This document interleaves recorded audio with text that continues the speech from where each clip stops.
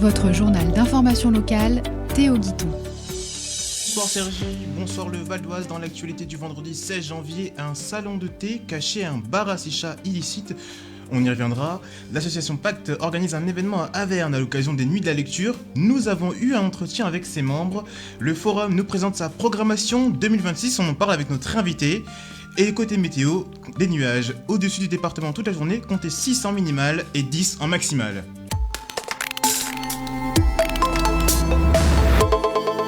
Salon de thé peut en cacher un autre. La préfecture a annoncé la fermeture administrative d'un établissement situé en plein centre-ville d'Argenteuil. Avant-hier, les services de police ont réalisé une opération de contrôle dans l'établissement GT. Les policiers ont découvert en descendant dans le sous-sol du commerce un bar à chicha où se trouvaient une dizaine de clients. Du tabac à chicha de contrebande a également été découvert par les fonctionnaires. Il a aussitôt été saisi. De plus, l'établissement cochait de nombreux autres manquements, défaut de licence, non-respect du code de la santé publique et non-respect de la réglementation visant les établissements recevant du public. En effet, le nombre de clients accueillis au sous-sol était trop important en l'absence de sortie de secours. La concession automobile géante Doni rouvre ses portes. Cette concession, qui avait été victime des révoltes urbaines de 2023 liées à la mort de Naël, a pu rouvrir après presque 2 ans de fermeture. Après plus de 30 millions d'euros de dégâts et 130 voitures détruites, la concession Renault Doni a été reconstruite. Une nouvelle qui donne le sourire aux 120 salariés qui reprennent progressivement possession de cette entreprise historique du secteur. Après avoir vécu 30 mois difficiles, ils reprennent le travail à leur ancienne adresse sur la chaussée Jules César. La cour d'assises acquitte une jeune femme de 24 ans accusée d'avoir tué son bébé. Elle avait accouché chez elle à 16 ans sans savoir qu'elle était enceinte et s'était rendue le lendemain aux urgences pédiatriques de l'hôpital d'Argenteuil. Elle avait expliqué avoir accouché la veille alors qu'elle n'avait pas conscience d'être enceinte. Son entourage avait observé sa prise de poids sans se douter que ce qu'elle cachait. 6 ans après, elle était jugée cette semaine à Pontoise. La cour d'assises des mineurs du Val d'Oise l'a acquittée ce mercredi 14 janvier. Sa responsabilité n'a pas été établie au cours du procès qui a duré 3 jours. Ce soir, dès 20h30, le Motocultor Festival sera de passage dans le Val d'Oise. 5 groupes de métal se succéderont sur la scène de la grande salle du forum de Vauréal. Nous avons justement invité Emma Soave, chargée de communication au forum, pour nous parler de tous ces événements qui nous attendent au cours de cette année 2026. Alors justement, on en parle du Motocultor Festival ce soir. 2026, ça va être une année qui va être très riche en termes de programmation. Il y a de nombreux événements. En relisant, j'ai réfléchi moi personnellement sur Changeline avec du rap alternatif et avec Fatal Picard aussi. C'est quoi le fil rouge de cette programmation cette année, Emma ? Alors bonsoir Henri, déjà merci beaucoup de m'accueillir ici. Effectivement, on a un programme du trimestre qui est assez chargé. J'entends que tu parles des Fatal Picard. Alors les Fatal Picard, ça a été annoncé hier pour le mois de septembre. On n'est pas sur la programmation du janvier-mars, mais on a quand même une vingtaine d'événements pour vous satisfaire. Ce fil rouge, c'est le mot d'ordre éclectique. On essaye de faire des genres qui plaisent à tout le monde, on essaye de varier les plaisirs. On a des gros groupes, on a des festivals comme celui de ce soir qui ouvre la saison. Motocultor Festival, du coup, c'est à partir de 18h30 au Forum, donc dans pas si longtemps. On a en tête d'affiche Nanowar of Steel et Huawei qui seront accompagnés de Lone Survivors, de Morphium et de Deus Ex Machina. Mais c'est pas le seul festival du trimestre, si je peux en parler. Je pense au Bad Fest, un festival qui a été organisé par Bad Situation, Basse Production et le Forum, qui se tiendra cette fois-ci sur 2 jours et non pas sur une seule soirée, avec pas mal de têtes d'affiche. Donc Bad Situation, High Parasite, Pogo Car Crash Control, Moonball et plein d'autres que je peux vous laisser découvrir. Est-ce que cette année 2026, on vise plus à fidéliser ou à chercher de nouveaux publics ? Les deux, l'intérêt c'est quand même de convenir à notre public fidèle, qu'on aime accueillir et aussi effectivement trouver de nouveaux publics. C'est pour ça qu'on varie les genres musicaux. Donc on espère que cette année elle pourra répondre à ces 2 critères. Et justement, vous en parlez, quand on voit cette diversité entre rock, rap alternatif avec Changeline, est-ce que c'est une manière assumée de dire qu'on mélange les publics ? Oui, absolument. On est une scène de musique actuelle qui a un intérêt culturel. Le but, c'est de toucher le plus de public et de montrer que la culture, ça touche tout le monde. Et c'est quoi les temps forts de cette programmation ? C'est quoi tes coups de cœur, personnellement, Emma ? Alors, mes coups de cœur, tu l'as cité, ça va être Changine, effectivement, le 11 février à 20h30. On est sur un concert hyper pop, trap, rap alternatif qui annoncera le lancement du colloque par CY University sur les littératures queer et qui sera accompagné de BVD LVD en première partie. Je pense aussi, et ça arrive très bientôt, à Martine Patine et la Roller Disco Party. Alors, c'est pas la première fois qu'on les accueille au Forum. C'est un événement qui se tiendra à partir de 14h30 et jusqu'à minuit. Vous pouvez réserver différents créneaux. Le but étant de venir danser sur de la disco et des patins à roulettes à paillettes. Qu'est-ce que je peux vous dire d'autre ? On a le concert des abonnés qui, lui, est un spectacle pour les plus de 12 ans, qui vous permettra de découvrir certaines disciplines inspirées du hip-hop, comme le rap, la danse, le jing, le beatbox, et le tout avec des artistes comme Priscia, qui représentent un spectacle pour parler des réseaux sociaux et de l'impact sur notre vie quotidienne. Intéressant. On connaît beaucoup le Forum pour ses concerts, mais il y a aussi d'autres choses. Il y a les résidences, les studios d'accompagnement artistique. Qu'est-ce que tu peux nous en dire, si tu peux nous en parler un petit peu ? Oui, le but du Forum, c'est, comme je le disais, de promouvoir la culture à tous. Et effectivement, on accueille à l'année des résidences, que ce soit pour les artistes émergents qui sont accompagnés par le Forum, mais également pour les groupes qui souhaitent s'entraîner pour se reproduire sur scène.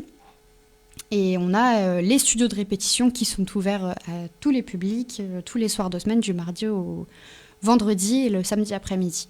Est-ce que du coup les artistes que vous avez en résidence, c'est aussi les artistes, ça arrive que vous les programmiez parfois ? Oui, ça peut arriver, absolument. Des fois, c'est des artistes qui viennent pour préparer le concert au Forum, donc sur la grande salle, sur la grande scène directement. Des fois, c'est des artistes qui préparent une tournée, et des fois, c'est des artistes émergents qui nous donnent envie de les produire plus tard. C'est important pour le Forum de mélanger les choses, de ne pas être qu'une salle de concert ? Oui, c'est important parce que si on avait que la diffusion, on perdrait l'essence même de notre projet culturel qui reste très humain à la base. Et faire de la musique pour remplir une salle, c'est pas l'intérêt premier, loin de là. Pour finir, si vous aviez un mot à dire, une phrase à dire à quelqu'un pour l'inciter à venir au Forum, ce serait quoi ? Je pense que tout le monde peut trouver son compte au Forum. Que ce soit musicalement, humainement, au bar ou en faisant des rencontres, on a toujours du bon à trouver au Forum. Et nous, on a toujours plaisir à vous accueillir, donc j'espère que vous pourrez nous rendre visite. Merci beaucoup Emma Soave, chargée de communication au Forum de Avoréal. Toujours de la culture à présent. À l'occasion des Nuits de la lecture du Vexin qui auront lieu le 24 janvier à Averne, nous avons invité Christine Besson, responsable de la bibliothèque d'Averne où aura lieu l'événement, Philippe Rimbaud, coordinateur de l'événement, et Jean-Pierre Becquet, président de l'association Pacte, à un entretien au sein de la radio. On écoute.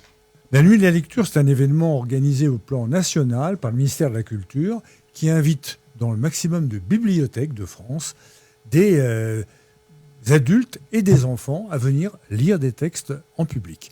Alors nous l'organisons depuis plusieurs années dans le Vexin, en organisation, effectivement, en co-organisation avec Envolez-moi Édition et Philippe Rimbaud.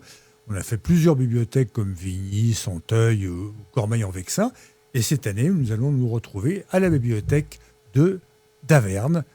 On reçoit des écrivains en début d'après-midi, Judith Cohen-Solal et Jonathan Ayoun, qui ont coécrit le roman graphique sur la vie de Joseph Kessel, qui s'appelle Joseph Kessel, l'indomptable. Le principe de la Nuit de la lecture, c'est justement d'ouvrir, chacun vient avec son texte, lit ce qu'il veut, soit un extrait de livre qui lui a plu, soit même un texte qu'il aurait produit. On est vraiment dans de la lecture partagée, c'est vraiment l'idée.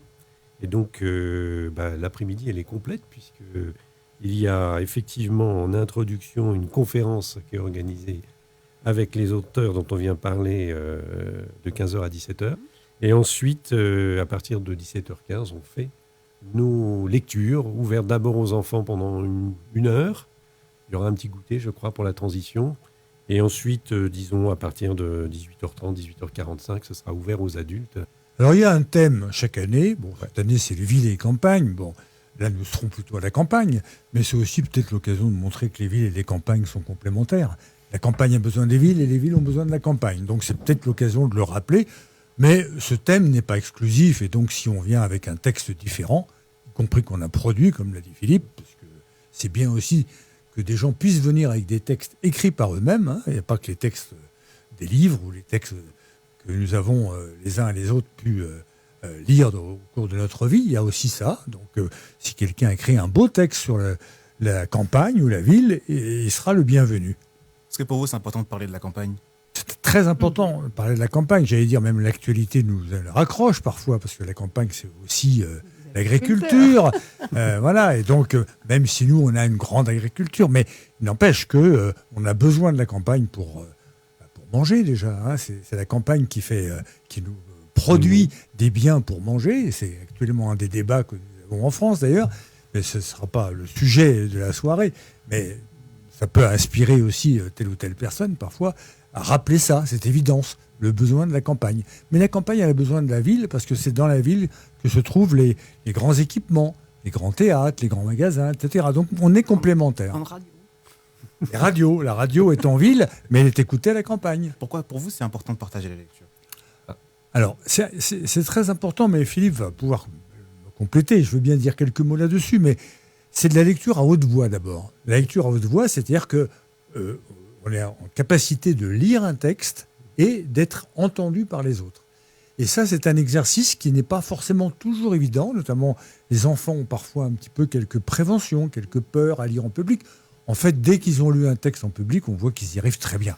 Et moi, je suis étonné parfois de la qualité de lecture de ces enfants d'école primaire ou de collège qui viennent lire des textes et des beaux textes. Donc, personne ne doit avoir peur. Franchement, c'est à la portée de tout le monde. Et donc, il ne faut pas hésiter. Voilà, c'est pas les Zéniths. Hein. Il y aura 30-40 personnes dans la bibliothèque d'Averne. Donc, il ne faut pas avoir peur de lire en public. Nous, on est là pour encourager à la lecture. Et donc, il y a une logique de bienveillance. On est dans la bienveillance au niveau de l'écoute. Et on est de la bienveillance et on essaye d'encourager tous ceux qui veulent lire. Et ça se traduit par des applaudissements spontanés, par des rires, par des encouragements du public pour la personne qui lit. Et donc tout ça, c'est formidable. C'est ce qui est souhaité d'ailleurs dans les Nuits de la lecture.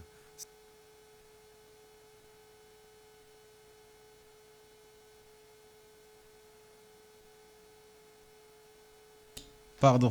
N'hésitez pas à vous rendre aux Nuits de la lecture qui auront lieu le 24 janvier à partir de 15h. Voilà, c'est tout pour le journal de vendredi. Prochain rendez-vous d'information ce lundi à 18h sur le canal 99.2 et sur radio-rgb.net et en podcast sur toutes les plateformes de streaming. Je vous souhaite une très bonne soirée et je vous laisse entre de bonnes mains en compagnie de Damien pour la programmation.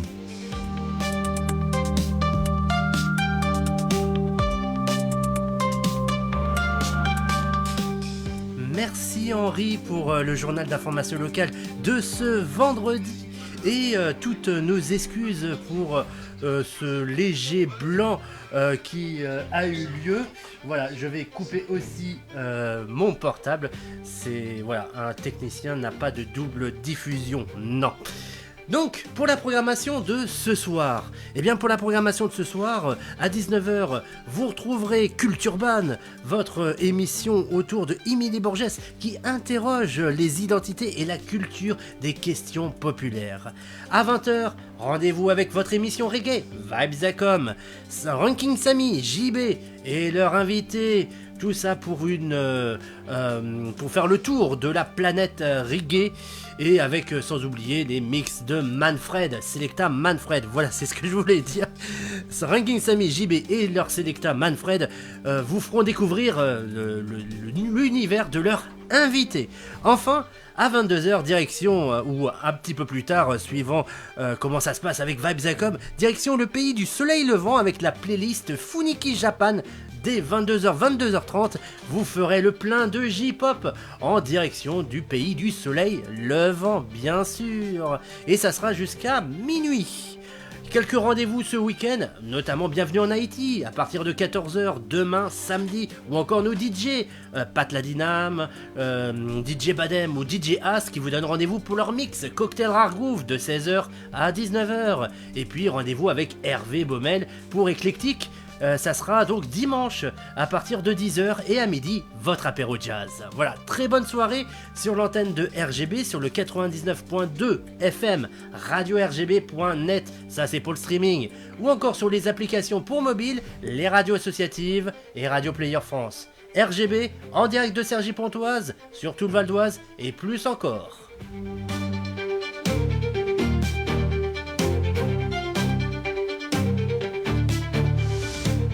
Votre radio locale sur 99.2. Est-ce la nuit ou déjà le matin? Sommes-nous hier ou déjà demain? Sommes-nous à l'endroit ou à l'envers?